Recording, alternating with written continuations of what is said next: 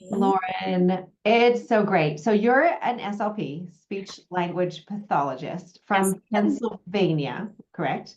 Yep. Just outside And of Philadelphia. right. And why I wanted to chat with you, we've got to know you over the last few months through some community gatherings we've had here at Kids Yoga Stories. And you're on sabbatical right now, which is a really unique time to be able to chat with you and be able to sit, because usually you're, running flat chat. But we thought we'd take this opportunity to chat with you about specifically how do you add yoga mindfulness to therapy games? Because one of the obstacles, say, we have in education is how in the world do we get the research on yoga mindfulness. We get it. We've been listening to it. It's everywhere. Certainly now, I mean, you've been doing this work for a long time as well. Years Yeah. ago, we didn't have all the research. The research is clear. We're seeing In it in sports. every aspect of our life, in movies, magazines, right? At school, everywhere. But there's still this missing piece with how.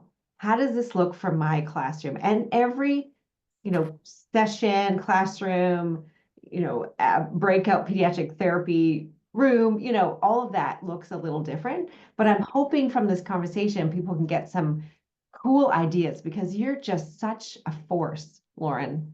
So I thanks for well, being I here. appreciate you saying that, but I'm so grateful because your resources and a bunch of other stuff have helped me to really put things together, and it's been an evolution. So I don't want anyone listening to this to think that like I just woke up one morning and my head is always full of ideas, just neurodivergent me.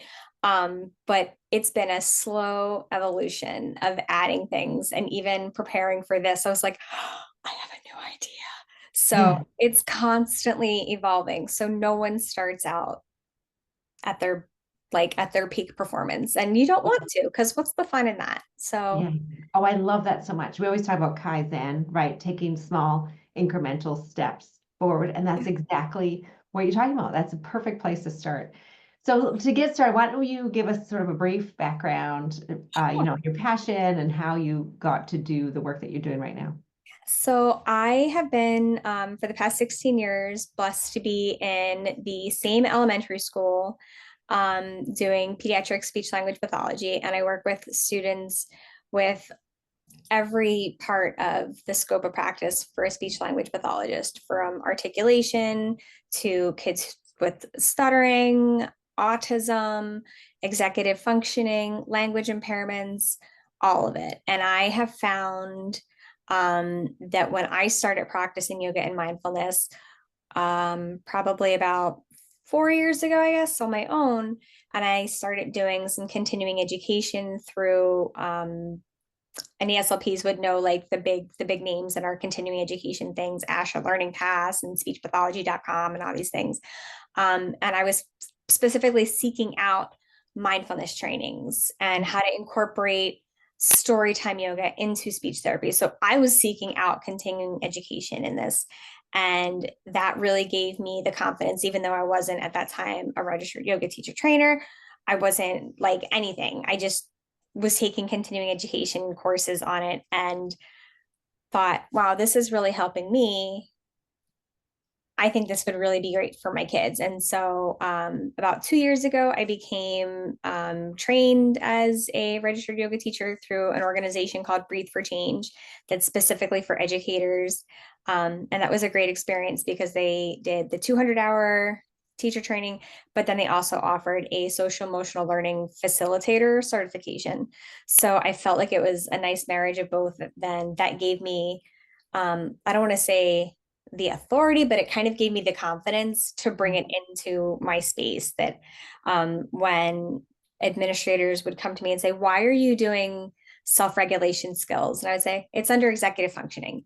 Right.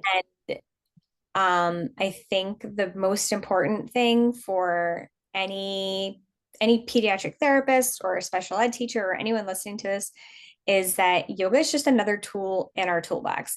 It's not a special thing. It's just like pulling a game off of the shelf or pulling a book off of your bookshelf.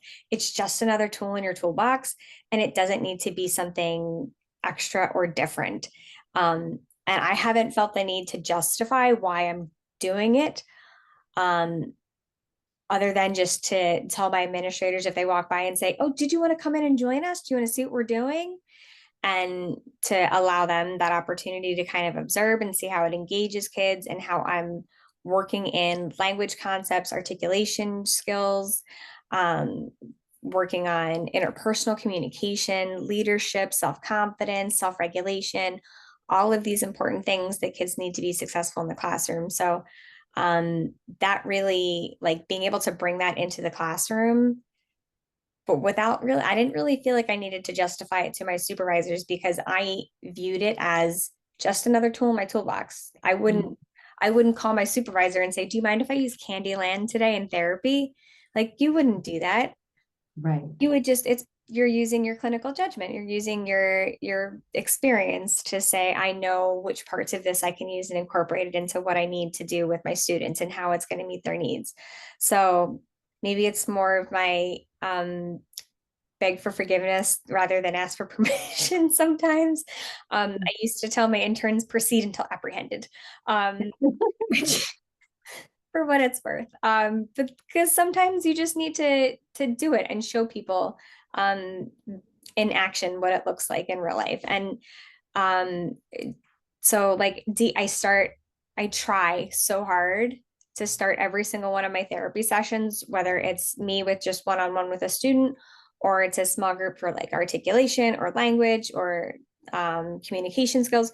We always start with 3 deep breaths. And um, I I find that that is so helpful to settle them into our session, to bring them down. Maybe they just came from recess, so they're like, they've got big energy. We need to bring it down a little bit. Or maybe their head is on the social studies test they just took, but just 3 deep breaths, and they've gotten really used to that. And we've picked like a breath of the month, we pick a pose of the month. So that way it's kind of something that's always a little bit different. So sometimes we'll do box breathing, or we'll do some, whatever, if you want to call it, starfish hand or roller coaster or start, whatever you want to call it, or the infinity breathing, allowing the kids to help me pick the pose of the month. And we'll do just 3 to 5 deep breaths, because if I'm working with students that have voicing issues, that's bringing awareness to their voice, their breath support, making sure that they've got good breath support as we go into these things. That's my dog lady. She says hi. Um, Going into yoga postures, we'll have a posture of the month. So starting small, just having one, because having them focus on, maybe it's just warrior two. If we're working on articulation, having them aware of their posture, their body gives them good alignment, which then gives good support for all of the tiny muscles in our jaw, our tongue, our lips, so that we were able to make speech sounds, and it improves that fine motor control. And I know Mhm. if they've got kind of loose arms and stuff, and I can say to them, hey, I'm noticing that you're not really putting, your all into this right now. Is something going on? What are you thinking about? And we can kind of work through that. Or they just need that real quick. Oh, no, sorry. No, I got this. And they get their shoulders right into it. And we explain that, if I know that you're doing your big gross motor movements, your big body movements right, when we then scale it down smaller to work on our articulation, I know that you've got that proprioception, that awareness of where your tongue is in the space of your mouth, because you've got good awareness out here. We're trying to bring it down into here. And so taking that big, easy gross movement to make it smaller into their mouth. And even certain yoga postures facilitate certain speech sounds. There's I'm not trained in it, but I've heard of others that are talk yoga, where they have specific poses that get kids into positions. And I can understand how the physics of it would work, that if you're going down, like maybe you get a good because everything is kind of falling forwards if you're in a forward fold or something. So um, there's lots of ways to incorporate yoga and mindfulness into what we're already doing.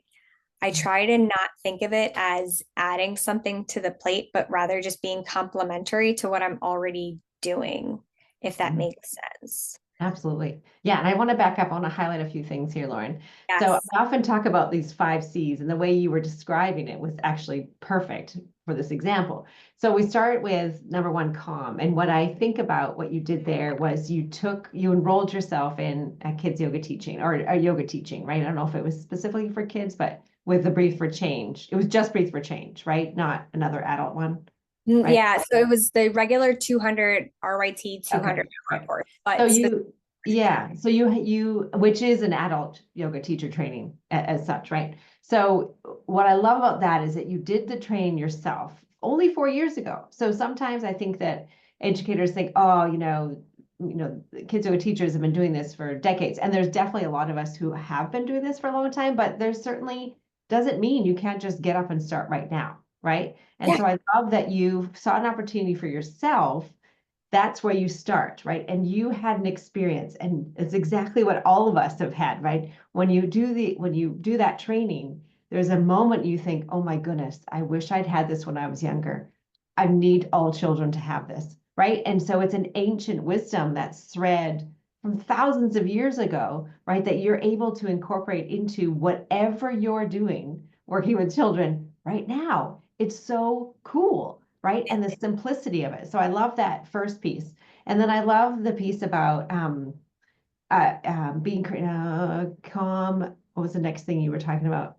Well, let me get my 5 C's. Oh, curious. I love how then you were looking at this curiosity about how do I integrate this, right? You were looking for creative ways in which to easily add into your SLP. And I love the way you talking about being a toolkit. It's just one more thing, even though you yourself are implementing these practices all day long, right? Like right before we got on, we were trying to figure out the sound, and it was turned out to be mine and not yours. And we both stayed calm. And you said that lovely quote. It's not that you rise to the occasion, but you fall back to your preparation. And I just love that so much. It's not that you rise to the occasion, but you fall back to the preparation, meaning that you were just cruisy, right? yeah, And it's about how do we stay calm as well as then we can connect with the children at a yeah. deep level. So you went from, calming your own self to being curious about how to integrate these practices to then being uh, creative in the way that you're doing it. And we're going to talk about some specific therapy games. And even what you were saying about, the gross motor and everything. I mean, that's super cool and so profound that you're able to take these concepts and figure out a way to make it work. And I love that the outcome of all this, Lauren, is that you've built your own confidence. And that's the key is that you don't have to wait to tell the administration, this is why I'm doing it. You have a backing already, but you can tell in the way that you speak about it. You're like, yeah, this is the best for the children. Yeah, I mean, and especially if, as specifically speaking as a speech pathologist, we're required to do continuing education. And I chose to focus my continuing education credits on mindfulness and how to incorporate those things. So it was something I already had to do. It wasn't like I was seeking, I am a bit of an overachiever. So I do go for more continuing education perhaps than is needed. I collect continuing education, my hyper focus. Yeah, Hands up on this side too. I I'm know. like, It's as well. it's my jam. Yeah. Uh, Learning is my jam, but just having those few things, it gave me um almost just like it validated I can do this and I don't need to explain to someone why I'm doing this because this is completely within my scope of practice. It's just another tool in the toolbox and you can get as creative as you want with it. You can just pull out a couple of yoga cards and do a couple of yoga poses with your kids just to get them settled into it. If you don't want to integrate it into your practice and you just want to use it as a way to settle in, just as to start as like a small baby step, that's totally fine too. But it's giving kids that exposure to it.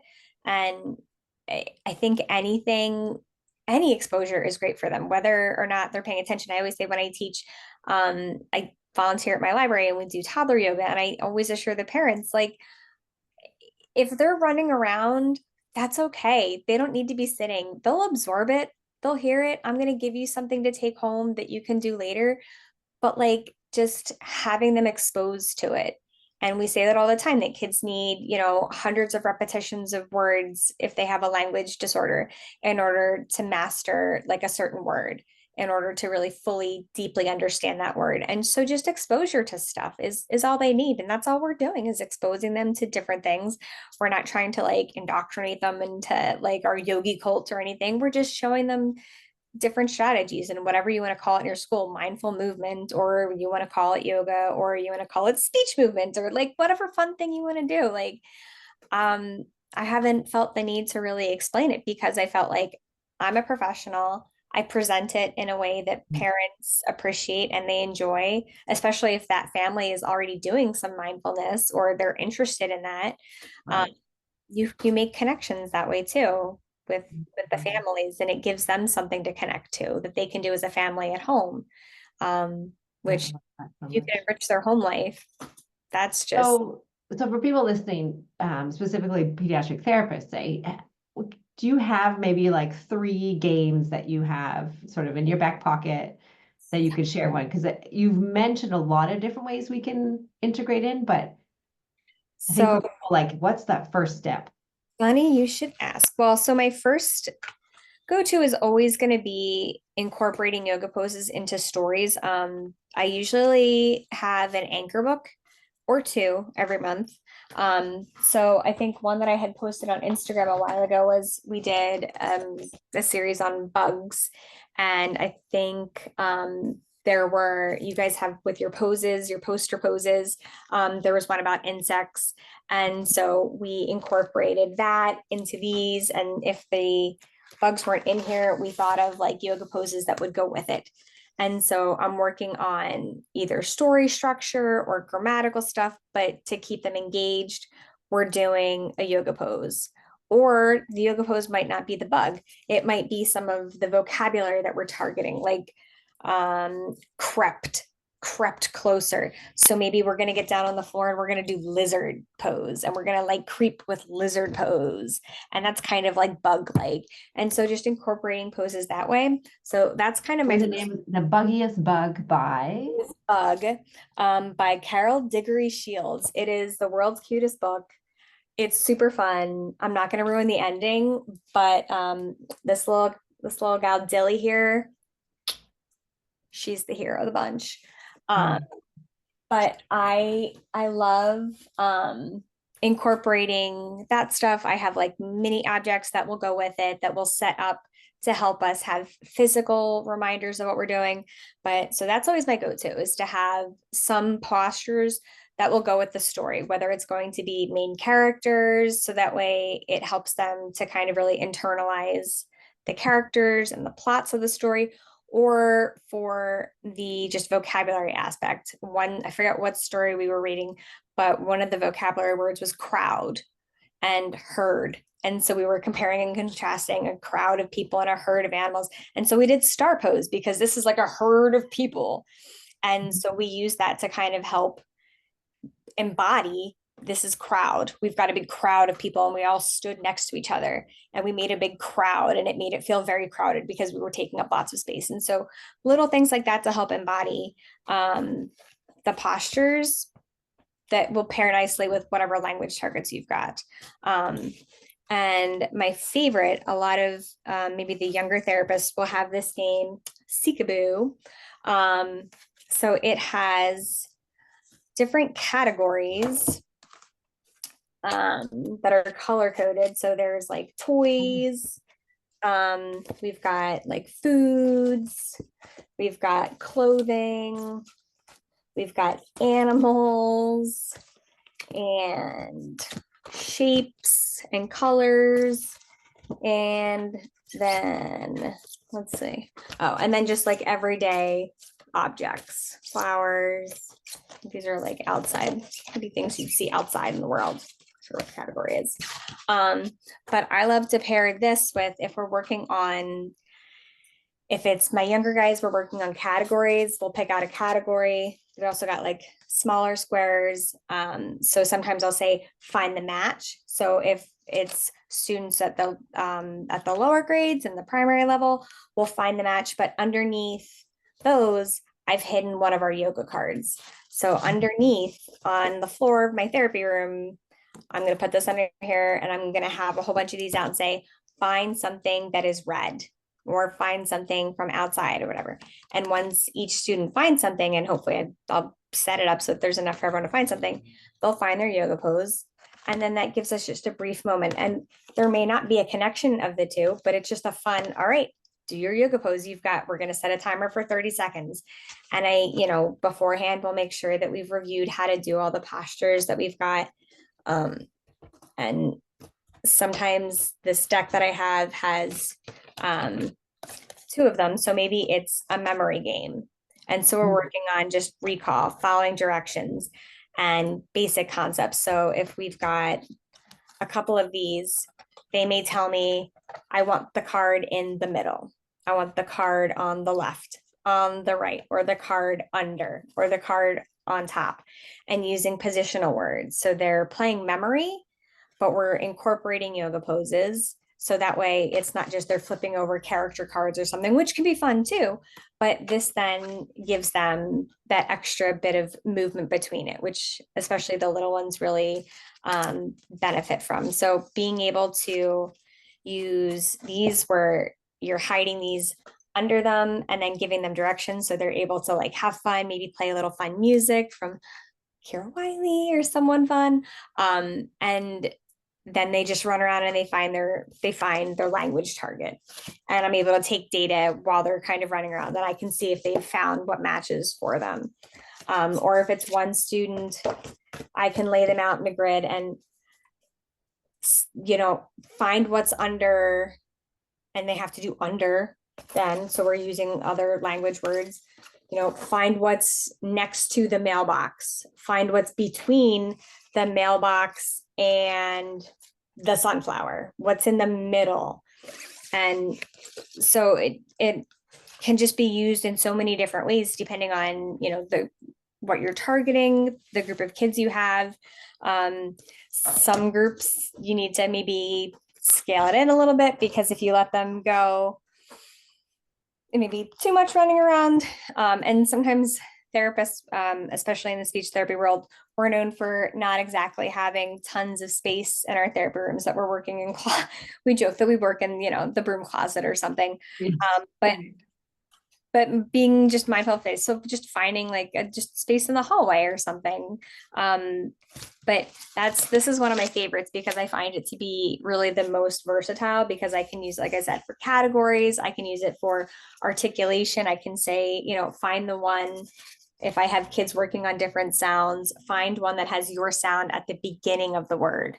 Find if they're working on the sound. So find one that has your at the beginning, or find it. It's so great to see how you use it in action, that you're really looking at all the senses. You're integrating the language, the movement, music, right? The sensory, and then one tool like that, seek those circles. You can use them all different kinds of ways, depending on different ages and different concepts. And whatever you've got in your room that has categories on it, like if you just other category cards and whatever pose cards, if you print out some of your pose cards and just put them under, it doesn't even matter what it is. Like, right. I love that. And I love the piece too about, I imagine some of these students are coming and they're quite anxious, right? They're coming, they're outside their classroom. They're on their own. Sometimes they're in a small group. And so there's a lot of other things going on for these students. And by having them have that game where you pick it up and there's a pose underneath, that just offers something different. They get to move their bodies in a different way that it just, I imagine, would release a little bit of like the pent upness, the white knuckling. They've been sitting at their desk all day or sitting on the floor at carpet time. And, I know my school's trying to be really good about giving mindful movement breaks and brain breaks and things like that. But still, like, they spend a lot of their day just seated. So the opportunity just to move will get that just dropping up the shoulders and seeing that, like, I can just move a little bit, like, and no one's going to yell at me because I'm like wiggling around in my seat. So I love this one, and even my older kids, my older students, so like I said, I work with K through 6, and even my older students, if you set it up right as competition and you get them pitted up against each other, or it's a timed thing, Right. they don't really care that the game is called Seekaboo and it's for preschoolers. Like Yes. they're in it to find what they need to find, and they're going to Yes. find it. And we've got teams, and they're Yes. so like Yes. it works for all ages, and it's just a matter of, if I were to present it like, hey guys, I know this looks kind of babyish, but we're going to use this today. Like Yes. you just, all right, we're using these cards, this team against this team. I don't Yes. see any blood or anything, no crying, but like we're doing this. And it gets fifth and sixth graders like, yeah, we're doing this. Yes. Gets them super excited to learn about categorization of words, or we'll print out their vocabulary words. If none of these are going to be helpful for them, we'll print out their vocabulary words on just the whole sheets of paper, that it's just a single sheet of paper, or I'll just write it on there, or whatever you've got, because who has time to go to the printer. Right. So we'll Right. just write it on there. But Yeah. you don't have to always have like stuff like this. You can just write whatever targets are going to work for you on a piece of paper. And you're not saying this is yoga time. You're just incorporating it in. Like Yeah, this is just what we do. It's just this is, instead of getting to, it used to be you'd say your word 5 times, or you'd do your language thing 5 times, and then you get to play and roll the dice and move your Candyland piece 5 spaces or whatever it is. Instead of doing that, I'm just saying, hey, we're just going to move our bodies instead. Yeah. Right. It's not, we're not having a yoga class. It's just an alternative to a game, because Yeah. this just incorporates it. It's all seamless. And again, it's not something that it's adding to your plate. It's a thing that you're already doing. It's maybe a game that you're already playing, that you just add that little element to it to sneak it in there. So that way you've gotten it. And, you do have to do the front end work of teaching them, this is what cat pose is. And, so you take 5, maybe 10 minutes at the start of one session, and now they've learned it for the entire year. Right. Right. We're not doing like handstands. We're not doing like crazy cow face pose. We're sticking with basics here. Some kids do like more, and we'll do that. I'll give them some challenge ones, but doing stuff like this is always super fun. And then the last thing that I have found fun doing is that we have, when we're learning like new vocabulary words with, especially my younger ones, where we're doing basic concepts like front, behind, spatial concepts, prepositions, doing yoga poses, we'll practice them. And then I'll say, okay, you pick 3 cards and you tell me how to do them. And so now it's, you need to tell me to put my left leg in front. Which leg goes in front? Which leg is behind? Do I put my hands, is my foot in the middle of my hands?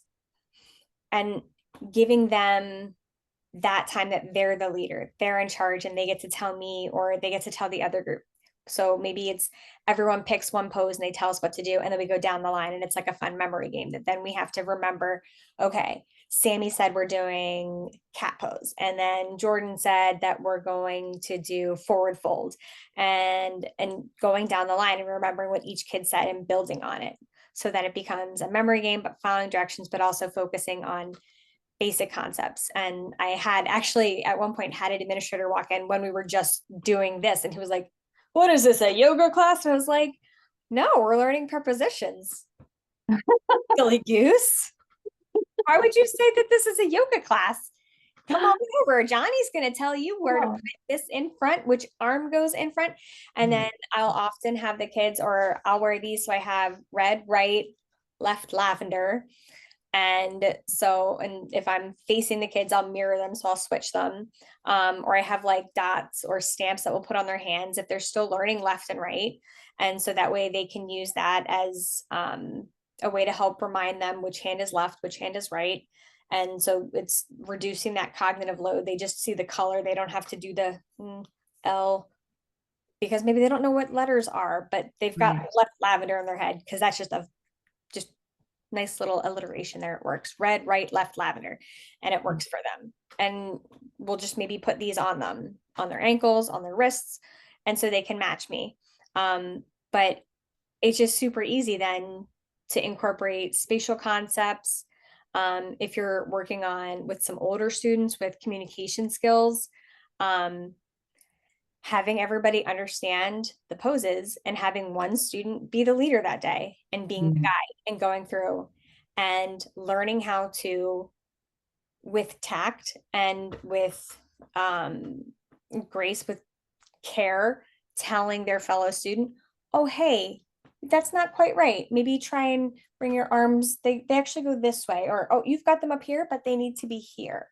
Do you see that? And so learning how to communicate things to tell other people what to do, but in a way that is not confrontational, or it kind of fits. Um, we're learning about different communication styles, neurotypical communication styles, neurodivergent communication styles. So this is maybe how you do it in a neurotypical kind of way. Or some people prefer if you're very straightforward and just tell me your arms are up, they need to be down. But some people might need to be, hey, that's really good. I love that you put your arms up there. But have you know, so if you look around, can you try and do it like this? And trying to see how people react to the way that you're talking to them and the way that you're teaching them, and reflecting on the feedback that you're getting from your peers. If they're looking at you like you're kind of being like a little bit too harsh, Right.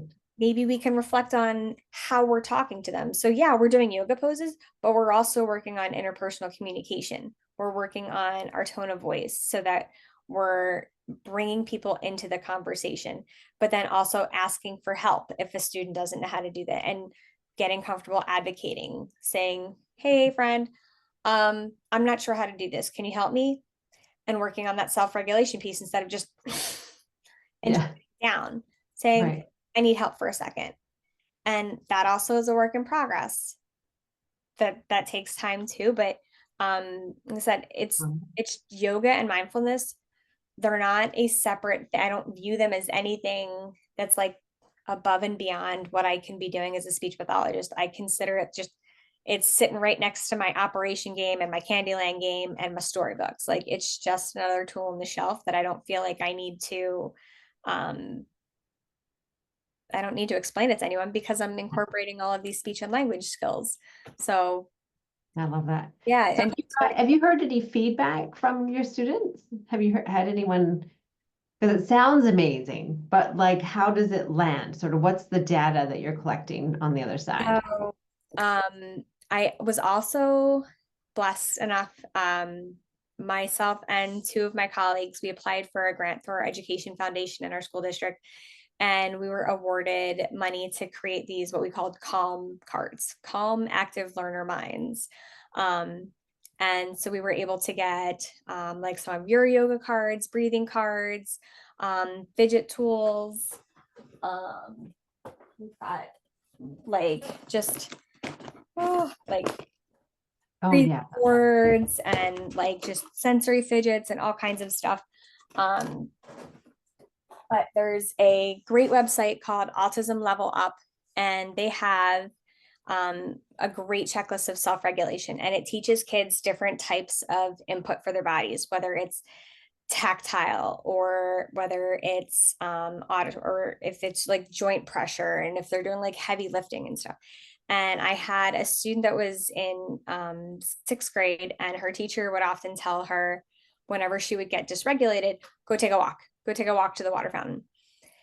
And she was in one of my groups where we happened to be going through, we went very systematically through each of the different types of regulation strategies, whether it's heavy lifting, joint pressure, where you're like bending using stretchy bands, or we're doing deep breathing, splashing cold water on our face, doing some yoga poses, finding what fidget works for us. We went systematically through each of these and said, does this make me feel like I have more energy, less energy, or maybe it's both depending on my mood that day? And we had a whole spreadsheet, and she tracked, this strategy made me feel calm, this strategy gave me energy, this strategy gave me energy, but I didn't like the way that it felt. Mhm. And so that was the second part that was really important, is, does this work for you? Great. But do you like it? Because sometimes it might work for them, but they don't like the way that it feels, or they are embarrassed to do it in class and they don't want to do it.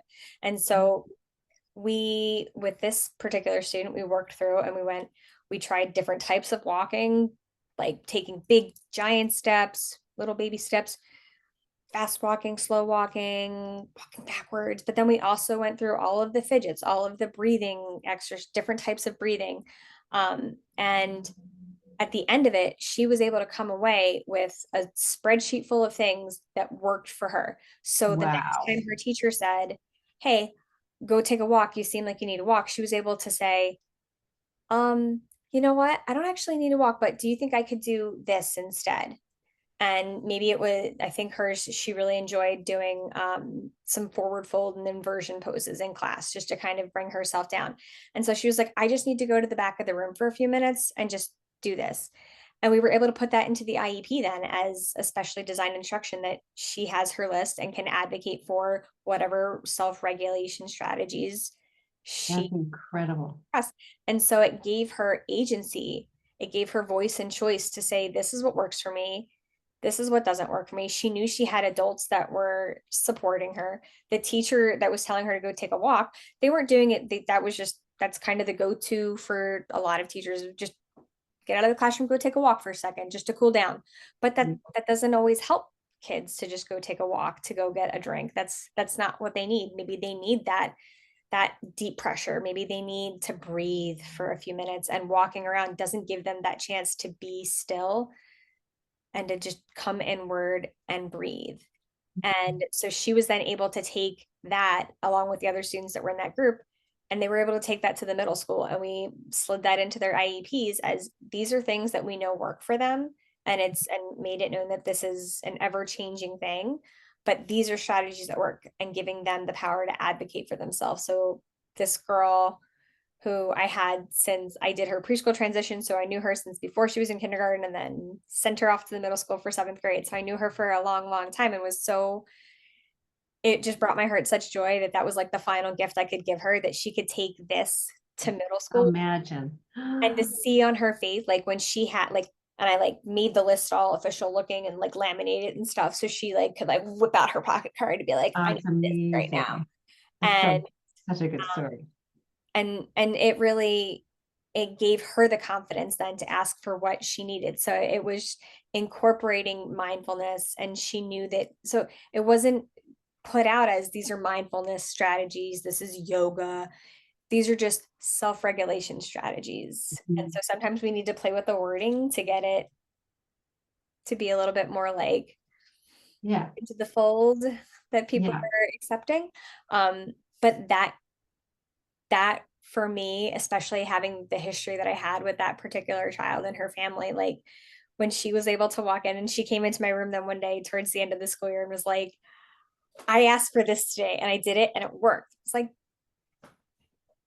I mean, those are for the days you go home, Lauren, and you think, I am doing this my is why, life's work. This is this is why, why, right? It's this filling is my why. bucket. I love it. Like, So so you've shared so much with us. Now, and sort of a parting gift for everyone listening. What's sort of your one tip or your one piece of advice who folks are kind of a bit on, on the fence about, I really want to do all this. It sounds great, but I don't really know, what's that first step? What's the advice you have for folks? start small.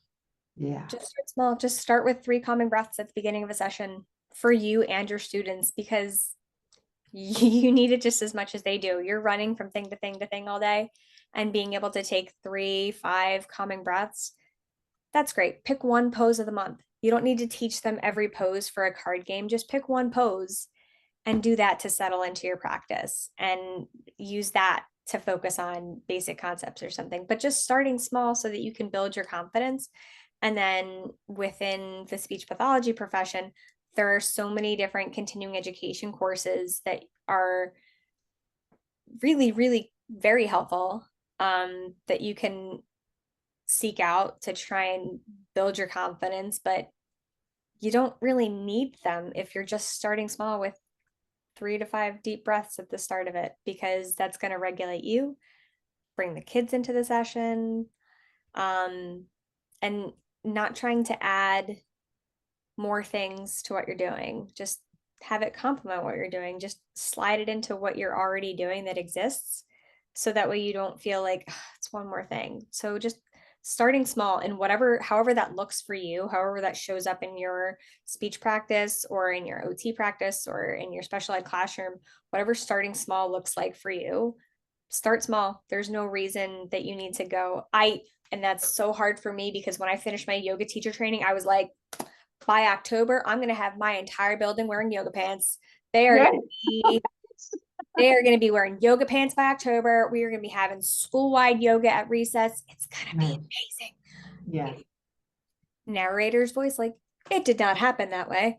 And Yeah. like, and that's okay. But I started small and just started with, we're going to start with 3 deep breaths. And sometimes I forget because I'm running a little late and I'll have kids remind me like, oh, we didn't do our 3 breaths. I'm like, you're right. Yeah. Let's do that. Let's do this your best. So starting small, and that builds routine too for kids. So they know what to expect when they settle in, and they know that you're not going to dive right into some activity because they just maybe came from something really hard.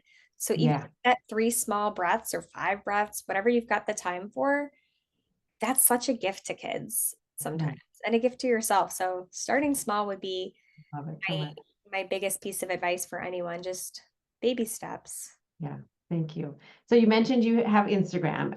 What are some ways that our community can connect with you online and ask you any questions that they have? Yeah, I'm on Instagram and I've been told I talk a lot. That's her name. That we can share through the community. But I love talking and meeting new people through there, and I am so loving answering questions and collaborating with people. And we had talked about before that somebody had asked a similar question on the membership hub, and I was like, I have that same question. Yes. Hooray. Right. And, Right. and so like any of that community support that we can lend to each other, because you might have an idea that's gonna give me something that I can do. And so anything that we can all do to support each other, we're here to be a community. And that's really what yoga is about, is Mm. unity. That's literally union. And so if they want to connect with me on Instagram, that's where I'm most active. But I'm also on our Yoga Monthly membership hub, and trying to be more active on there because it's first time I needed it, bad at 1,000. So, Yeah. so Love it. Thank you so much. Thank you so much, Lauren. I so appreciate you and everything you share. It's such an inspiration. All I could think of was, oh, I wish we lived closer and my daughter could have come to your classes. It's so great. Thank you so much for all you're doing for all your families. You're amazing. for creating all of these amazing resources and putting them out into the world, because they inspire all of us every day to use them in different ways. So you deserve a little bit of the credit there too, Giselle. Thank you, Lauren. Mhm. Thank you.